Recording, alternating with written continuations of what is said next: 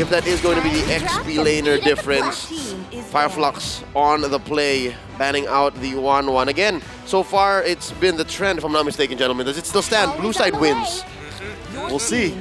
Fireflux is going to have to prove it right and then prove it wrong if they want to walk out with this series. Blacklist could prove it wrong right here and now and move on in the bracket. I mean, this is it. This is where we see whether or not Blacklist can close this out against Fireflux, because so far this blue side has been deadly for either one of these teams. We see the 1-1, we see the Matilda get banned out, the Nolan, the Joy for the side of Blacklist International. Are they going to change up this draft, or are they just going to change the order of picks in the first phase? So far we're still on script here. The Fanny is still out there, the Guinevere is still out there, so those are the two last ones if we're trying to stay between the same 6 in the first phase.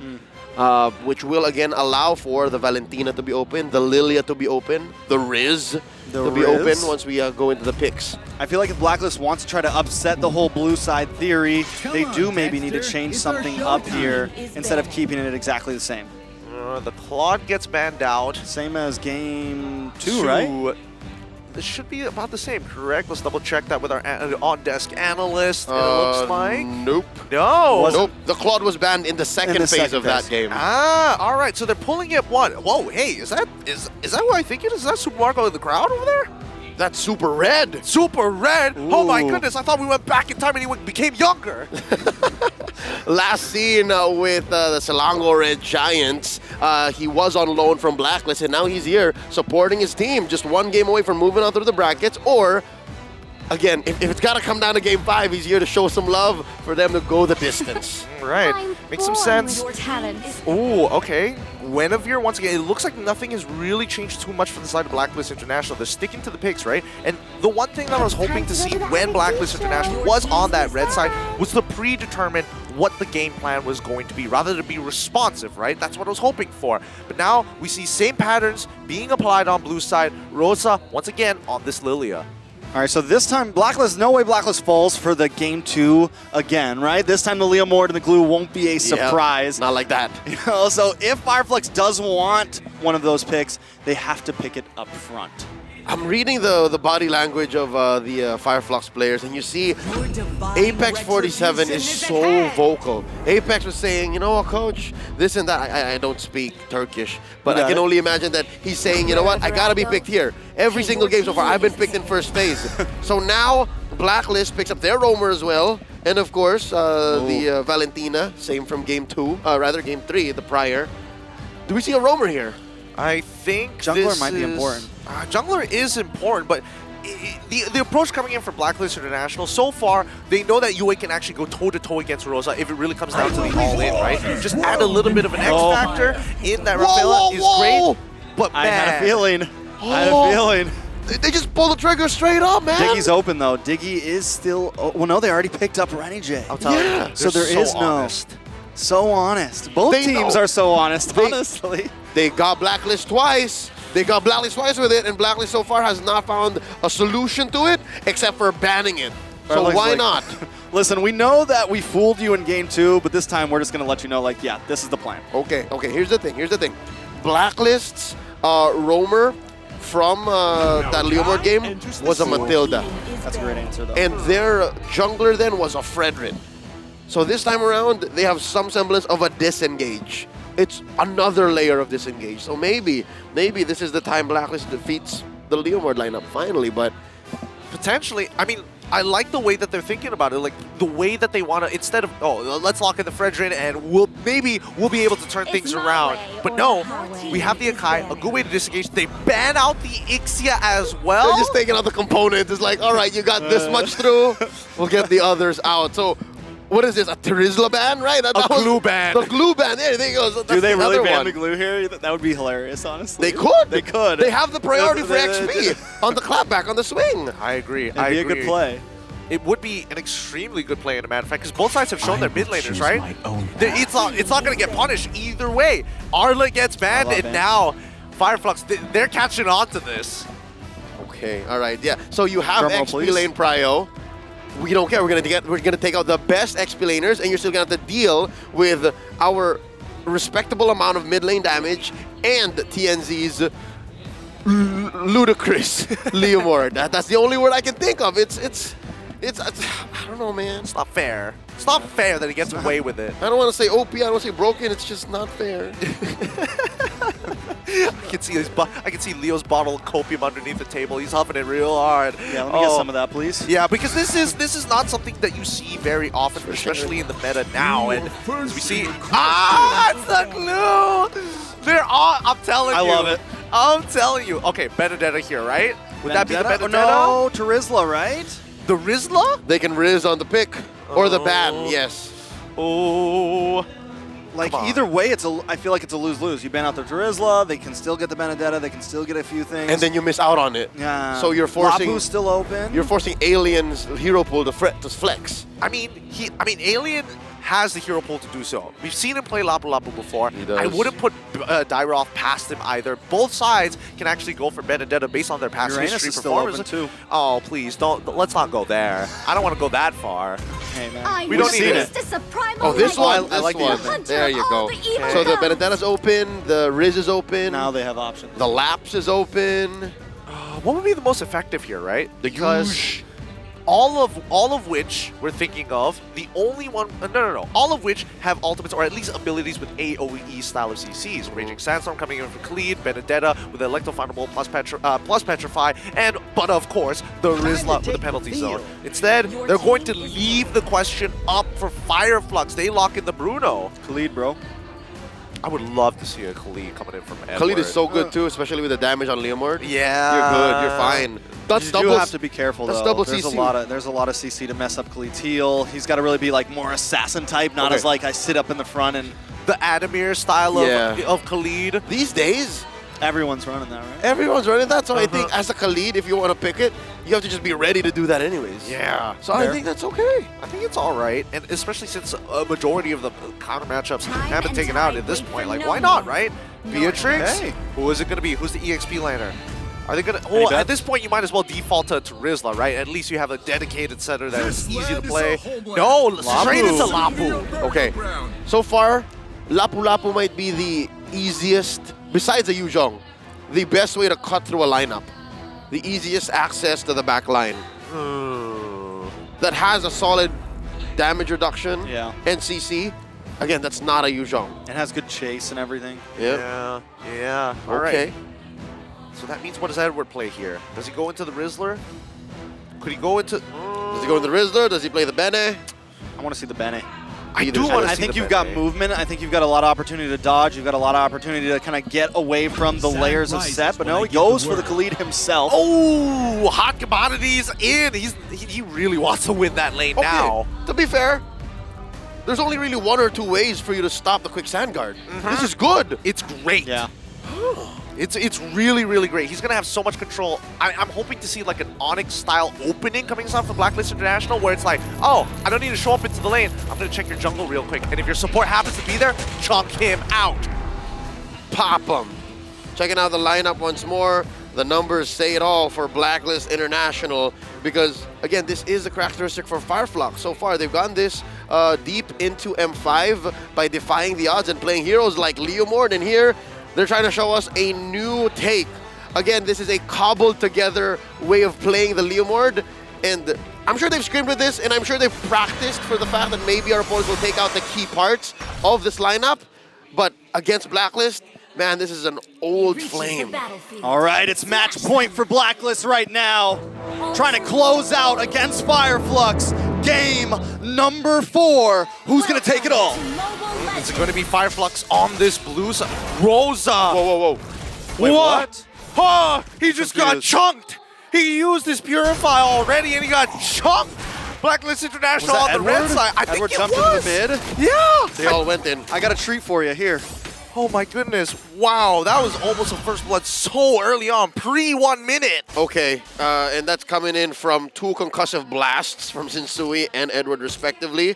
Edward also rocking the, all right, Master Assassin. Yes. Also rocking the Assassin emblem. All right, that's a whole bunch of damage. How much? Yes. Yes. more than enough. More than enough. I like it. I like it a lot, right? That's what I was hoping for, to see these aggressive openings coming in from Blacklist International, because Khalid is one of the few heroes who gets away with that.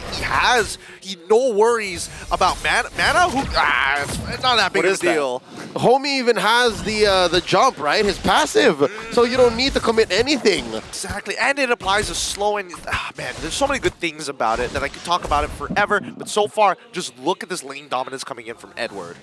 I like it now. As long as Edward can control this, and as long as the read from Edward, he has the ability to counter-engage here. If that implosion comes and he's not in it, and everyone tries to jump in when that implosion happens, he can definitely punish certain plays that Fireflux wants to bring here. Oh, TNZ, though, trying to punish himself, but he gets punished under the tower. First blood going over to Yue.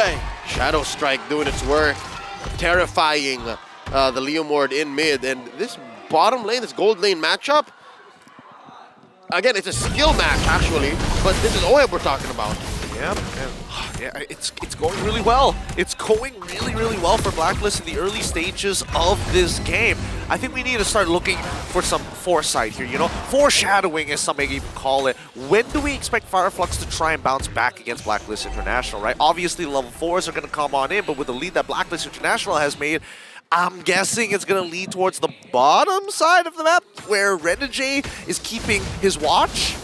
Yeah, I think they kind of have to switch gears at this point. Taking a death on a TNZ that earlier, on that hero that you want to snowball, that we've seen snowballs in games that they've won with it before. Now I think we have to, okay, let's try to favor Sunshine here. Let's try to maybe give OHEB a bad game. Let's try to look at some other opportunities. And I think the fact that Apex has, I don't know, been put on a very defensive position. Again, a babysitting Tigreal is a very difficult way to look at a clapback. And so far, when Fireflux does this, when they play a lineup like this, they are constantly looking for outlets for Apex to kill. Apex to help TNZ wipe people out. And if Apex is so focused on protecting Sunshine, then that's a whole other story. Yeah, and it doesn't help that Blacklist International has 2 winning lanes on the furthest sides of the map as well. Like, you can have as much priority in the mid lane as you want, but our laners, no matter which side you go to, they're going to get hurt, right? And I don't think Fireflux Esports, with the heroes that they have, aren't exactly the greatest when it comes down to skirmishing. Maybe Sunshine, but that's the only exception. Oh man, Sunshine in a bad spot right now. 3 members of Blacklist just circling like vultures, man, just looking, waiting for the pickings right now. Yue gonna come down as well.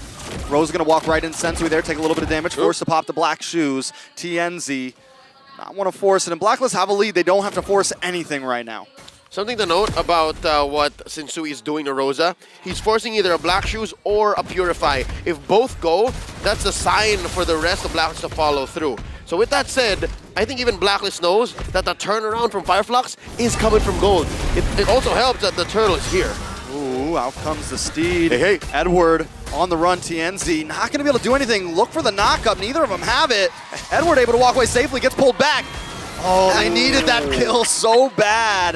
That could have been the turnaround a little bit, at least to get TNZ back in the game. Khalid things, quicksand guard. I'm like, what you gonna do about it? Not to mention he didn't even spend his flicker. He straight up just rode the sands out to safety. Oh man, I love the fact that we were like, you know, underrated players, and on top of the fact that the EXPs have been kind of like, not doing too much because it's been pretty boring lanes for them. Now it's kind of riding on them to make these big plays. Oh, Sunshine pinned against the wall. Sensui looking for the finish. OHEB gets the kill though. Rosa looking to respond, pops the black shoes in the midst of them. Sensui uses that defensive spin though, able to get away. Luckily Rosa still finds Yue. Fireflux trying to even things out.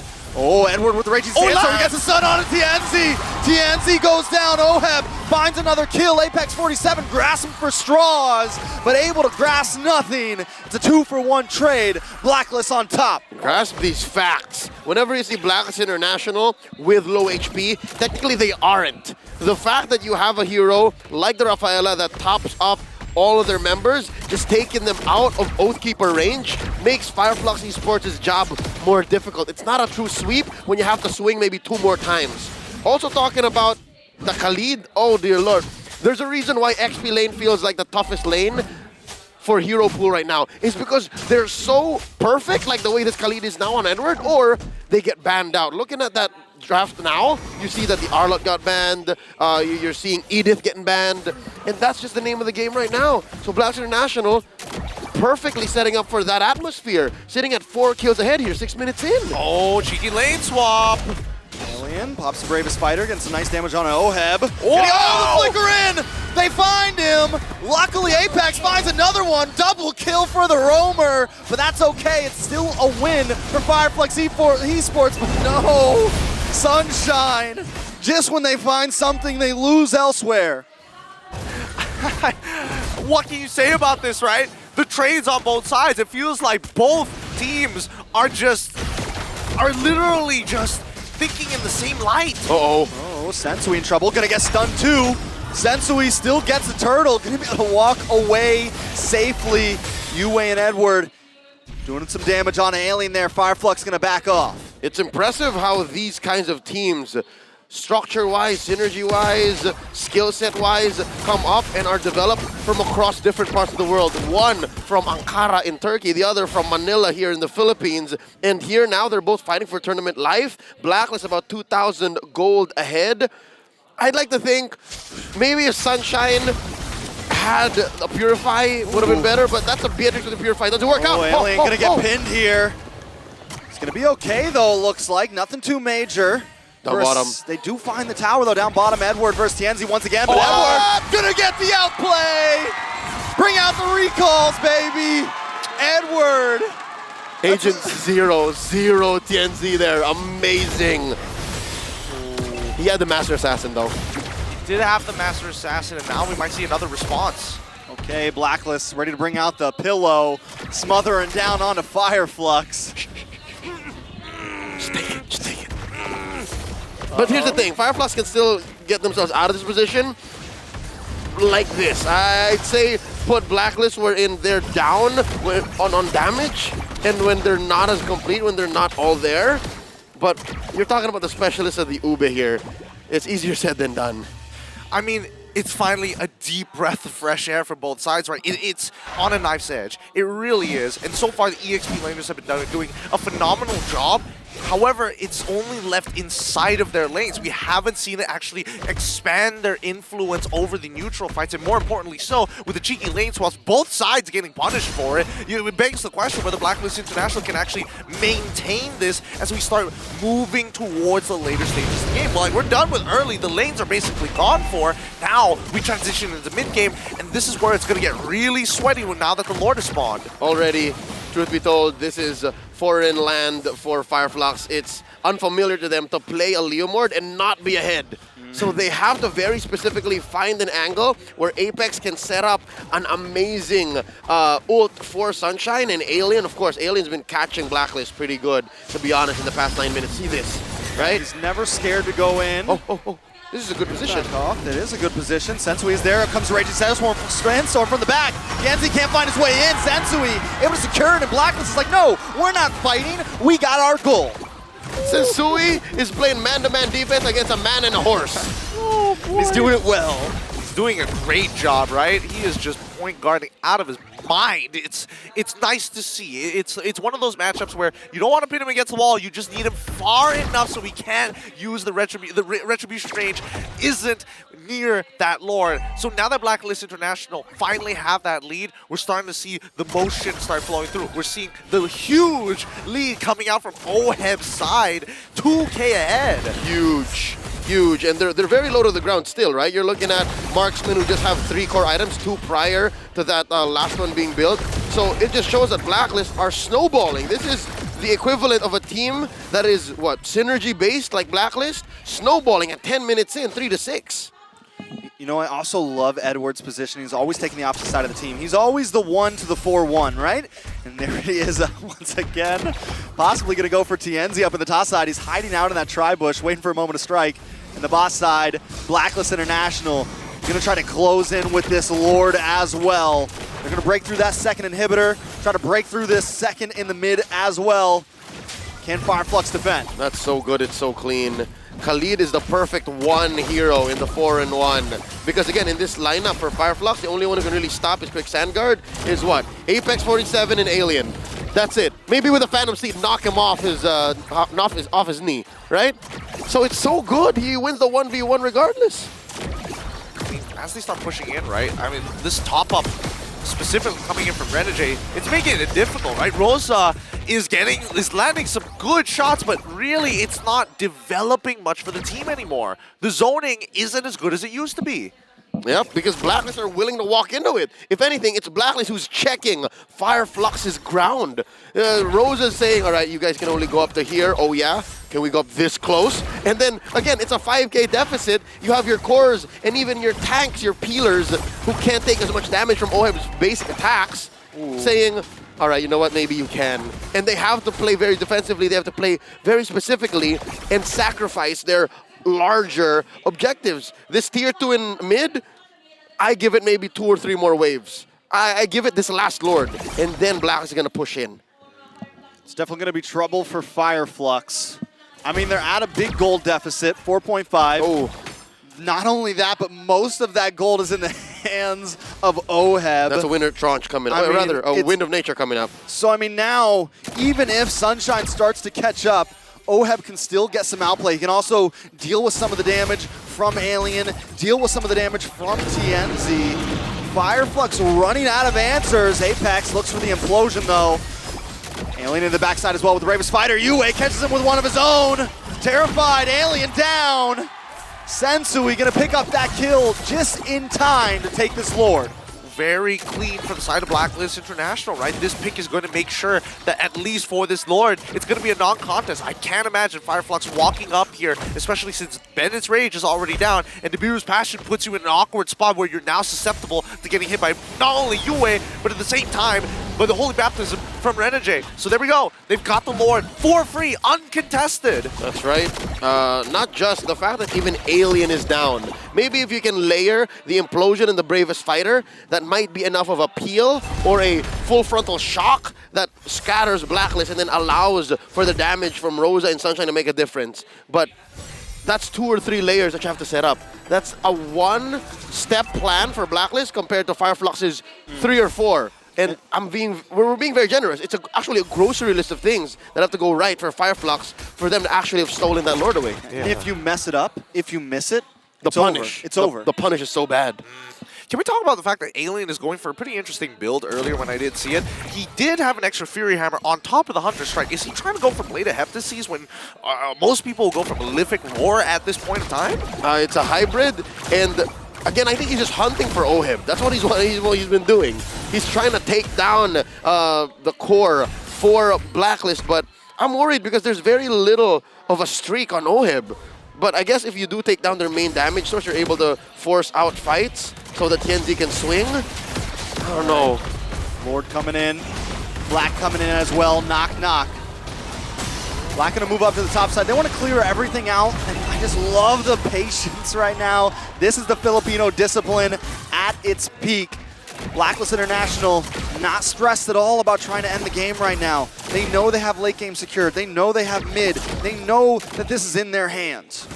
I mean, with no inhibitors, I'm trying to figure out a way for Fireflux Esports to really make this comeback onto Blacklist International. I mean, it really boils down to whether Blacklist International makes that mistake, right? Biggest play of their lifetime. That's what they need. The shift in OHEB's priorities, instead of going straight for the Wind of Nature, he pivots into the DHS. And then he'll there it is, there's a defensive item. He knows that he wasn't in trouble. He knows that Alien has slowed down on finding him out in the back line.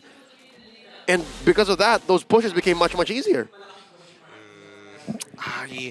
It's looking pretty grim, right? It's looking pretty grim, but we've seen teams come back from worse. It's an 8.2k lead, now an 8.1k lead for the side of Blacklist International. But for Fireflux Esports, it's just a moment that we're looking at Apex 47. We're hoping, we're praying that maybe he finds somebody, maybe even Sensui, just to steal away a singular lore because he's the only one who's not running the Purify. There's that, but I think the actual reality of comeback is going to happen much closer to home, inside their base. If Apex 47 can find a perfect flicker, displacement and implosion close to the base where he can expose expose Blacks International to maybe 1 or 2 more turret hits that they can take, then that could be the comeback. Rosa getting Divine Glaive now, and it might just be another non-contest. TNZ, he's gonna have to try his best. They might even have to sacrifice a player just to try to make the attempt work. Yeah, but look at Edward's positioning right now, constantly holding this bot side, and that's the flank, right? And Edward has done this so well, and that's what created space last time. TNZ had to fall back, and that's what gave Sensui the ability to just do that heavy spin and get him out of there.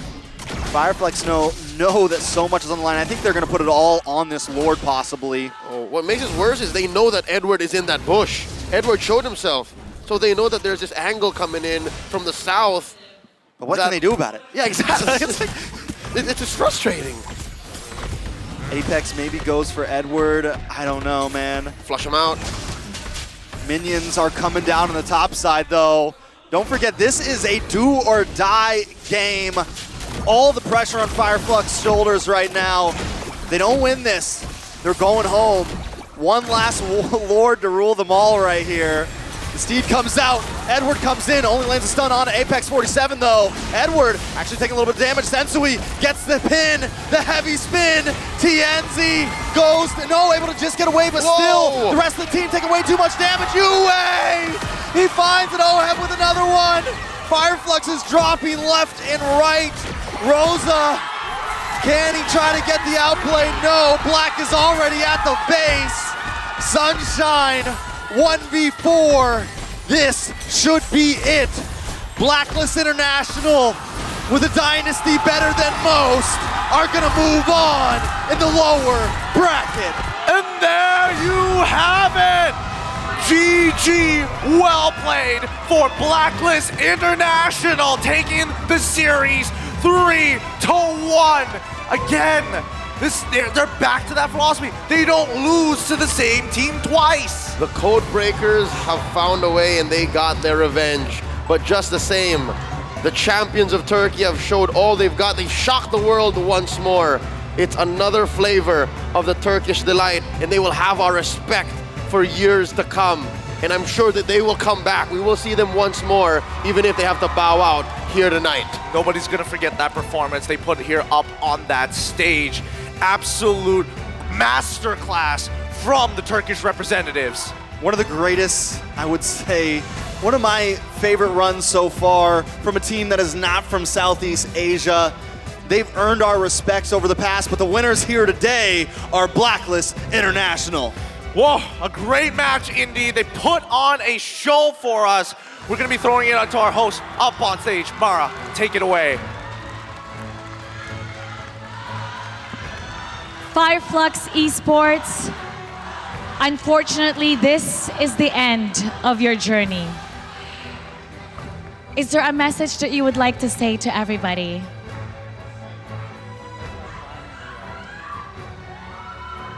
Thanks for supporting us. We are really glad that we came here. All right, everybody, for the final time, let's give Fireflux Esports a big round of applause. You may now take your final bow.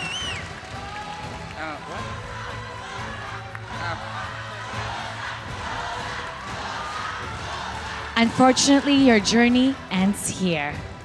Thank you so much, and we hope to see you stronger next year.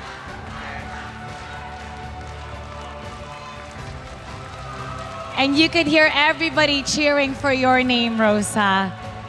We hope to see you come back stronger. And now, the winner of today's match, Blacklist International.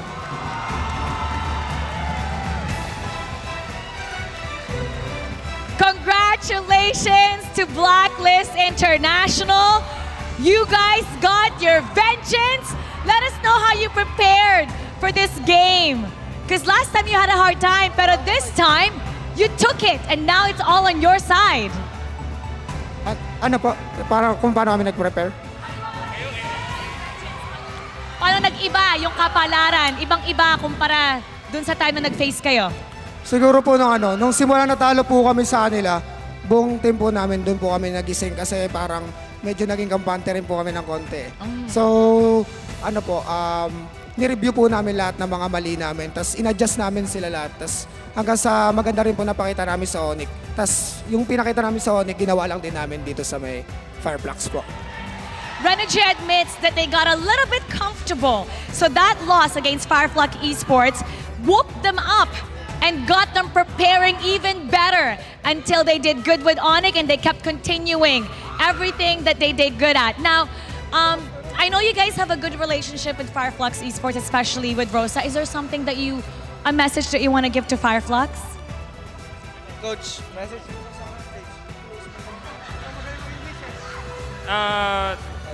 tingin ko sobrang lakas pa rin talaga ng Fireflux. Message ko lang siguro sa kanila, kita-kita ulit tayo sa MSC.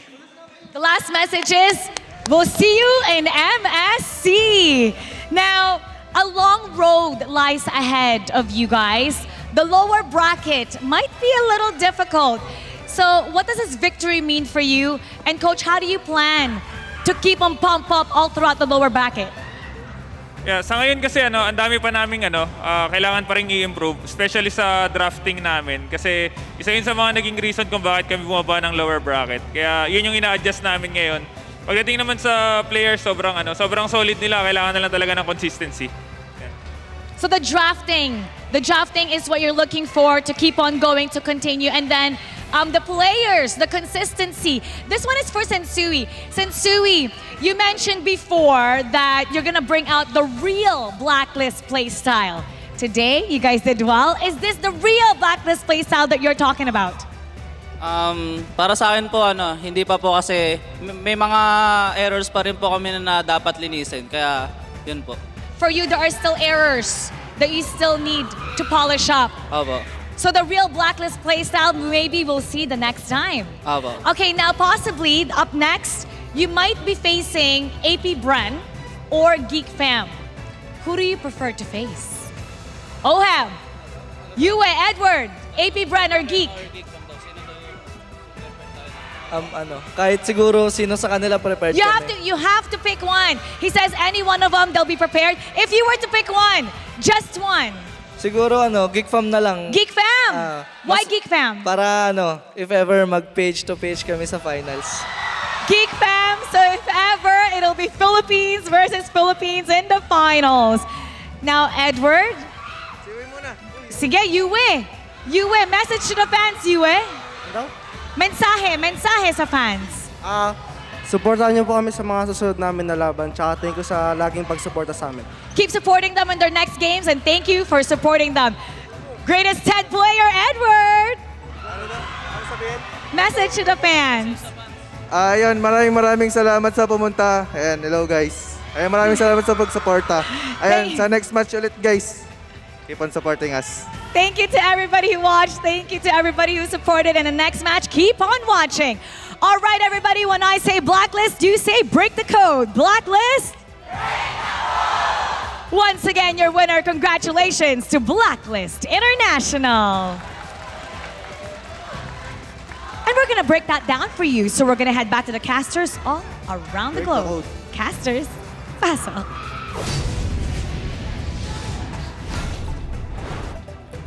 Today we see another impressive team have to leave us here at the M5 World Stage. Once again, congratulations to Blacklist International for an amazing series against Fireflux Esports, but you have to admit, man, it's gonna be a heartbreaking day.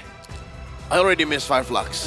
Again, I hope that this would have gone all the way, and the way that Fireflux was playing is they tried to cobble together the magic that made their Leo Mord lineup work. It's just Blacklist learned too fast, and Blacklist played at a pace that they weren't ready at, and that's how we ended up here.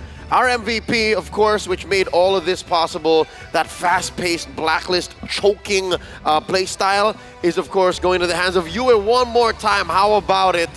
From mid, every time his team needs him, stealing away the right ults, dealing the right kind of damage at the right range. What can Yue not do? I I don't know, man. Really, the question is, where is his ceiling at this point? A young player like this has just too much. It's too much potential. You know, a couple casters the other day were debating on who the best mid laner was, and some were saying Yue, some were saying San, some were saying this, and Yue is slowly starting to creep that for me. I think if they go home with the trophy this tournament, he definitely seals it. I mean, he's finding his stride, right? Is this truly his peak performance, or is he just, you know, just getting into the motion of things, really? Because he was feeling hot this game. He was feeling extremely hot. But for me, the real hot ones were coming out for the EXP laners, right? I told you, when you invest the time, give that play to Edward, oh my God, he was making things happen. And that's with the Raging Sandstorm. I think he was super effective even without the ult. Just the threat of the damage and the fact that you're sitting there with a quick sand guard being an annoying bit of peel for your opponents, that just defeats the whole Leomord lineup. Yeah, I mean, and there was really nothing it felt like the whole time that Fire Flux could do. Apex 47 reached, he grabbed, he tried to get the plays, but every time either Oheb or Edward were able to dash back, Yue, one of them, were able to take control. Sensui as well was just so on point that whole game, especially when it came to objectives. Honestly, did TNZ get a single objective that whole game? We'll see here. The answer is no. TNZ got his buffs. TNZ did not get a single turtle nor a lord, and that was because of, again, Sinsui's an Akai specialist. He's been doing this even before his days with Blacks International, so he knows exactly what he's doing. He knows what his team is expecting of him, and he knows how to stop TNZ from getting his 10-foot sword and his big muscular horse close to anything. And all of this thanks to one guy. I mean, well, a combination of people, but mainly coming in from Renegade, right? The top-ups to keep them above 50%, to not let TNZ actually get the crit. Worst yet, he died 4 times. 2 of those times trying to initiate the snowball, and he got really close to doing so. They were very much punished. That's what this lineup did. Blacks International, again, you're right, I agree with you. Another silent MVP would be Renegade, and that's just exacerbated by the fact that you think they're dead, you think you're in Oathkeeper range. No, they'll get top, they'll get damage reduction, and then they'll clap back, do it again, over and over. And yeah, Rosa dealt a lot of damage. Rosa was still rocking the Lily, of course, their specialty hero. But from then on, you'll also kind of feel for Alien, man. Alien took a lot of damage, and a brunt of that was off of the damage reduction that you get as a Lapu-Lapu with the kit. But again, it seemed like he was on a one-track mind. I just have to find these cores. Kill Yue, kill Oheb. And just to take things back to Oheb as well, getting the most gold per minute there. So even if that game did happen to creep, like even if Fireflux did happen to push it a little bit longer, he was always there, just like the previous game when he had the Claude, and he only needed to show himself when he truly, you know, wanted to clean things up. Oheb was consistently on top, Sunshine unable to make a dent. Yeah, this was a difficult Beatrix game. There was very little the Beatrix was putting on the board, save for those ults, and he did it like once or twice. Yeah, I think this draft was just a little too honest this time around, and Apex 47 just